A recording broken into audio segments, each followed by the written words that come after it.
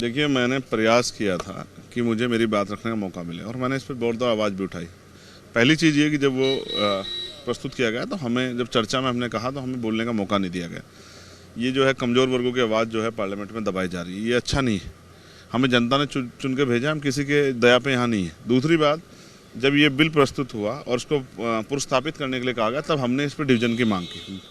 हमने और हमारे साथियों, ओवैसी जी ने, तमाम लोगों ने मांग की कि भाई इस पर डिवीज़न हो, लेकिन पार्लियामेंट को ओवर रूल करके जो है और उसको जो है उस पर उसको जेपीसी में भेजा गया। सवाल ये है, मेरे आज भी याद है, शहीद आजम सरदार भगत सिंह ने कहा था कि किसी भी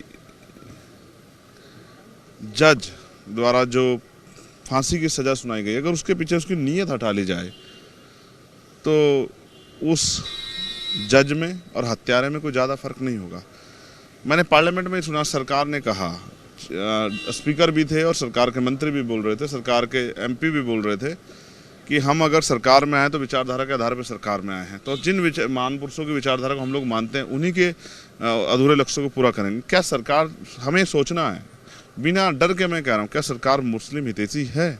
सरकार का एक कोई कानून मुस्लिम हितैषी बना है?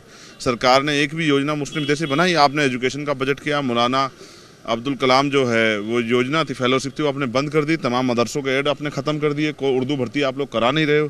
तो ये जो सरकार है, ये कहीं से भी मुस्लिम हितैषी नहीं, और मुस्लिम हितैषी होने का दावा करने वाले सरकार को जवाब देना चाहिए कि आपने संविधान को किस तरह से ओवर रूल किया।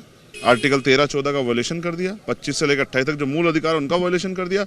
आप संविधान विरोधी काम करोगे और हम हाथ पे हाथ धर के बैठ रहेंगे, ये तो नहीं होगा किसी भी कीमत पे।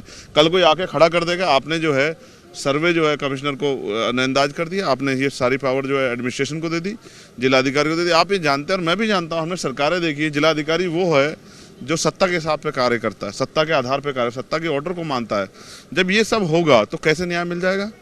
तो सरकार बहुमत में है, सरकार उसको पास करा सकती है, हम उसको नहीं रोक सकते हैं, लेकिन गलत अगर कुछ होगा तो हम लोग आवाज़ उठाएंगे। ये न्याय नहीं हुआ है, ये दमन हुआ है, और इस दमन का हम लोग पुरजोर विरोध करते हैं। और हम लोग पुरजोर विरोध करते हैं। जेपीसी में जब ये कमेटी बनेगी तब भी हम लोग अपना आपत्ति दर्ज कराएंगे, कॉन्स्टिट्यूशनली भी दर्ज कराएंगे। और जो सरकार ने आज जो दमन करने का प्रयास किया है, स्पेशली मुसलमानों का, मैं कह रहा हूँ जैनों के लिए क्यों नहीं किया आपने? जैनों के देखिए, उनके तीर्थंकरों को किस तरह लूटा जा रहा है, उनको किस तरह से परेशान किया जा रहा है।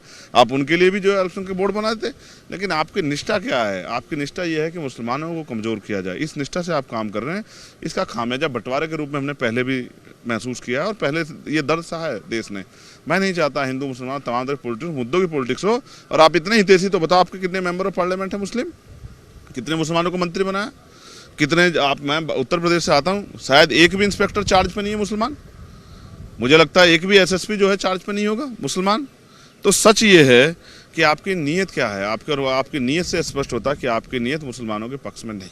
मुस्लिम सांसद थे, वो कह रहे हैं कि हमारे धर्म में ये घुसपैठ की कोशिश की जा रही है, उन लोगों ने, वो बिल्कुल अपनी पीड़ा रख रहे हैं। और हमने कहा ना, डिवीजन की मांग हमने इसलिए की कि सब पूरे देश को पता लगे कौन किसके पक्ष में खड़ा है। और हम ये कहते हैं, ये अगर किसी पे भी जुल्म किया जाएगा, अल्पसंख्यक पे, मुसलमान पे, कमजोरों पे, जैन पे, सिख पे, बौद्ध पे, महिलाओं पे, तो हम उनकी आवाज़ उठाएंगे।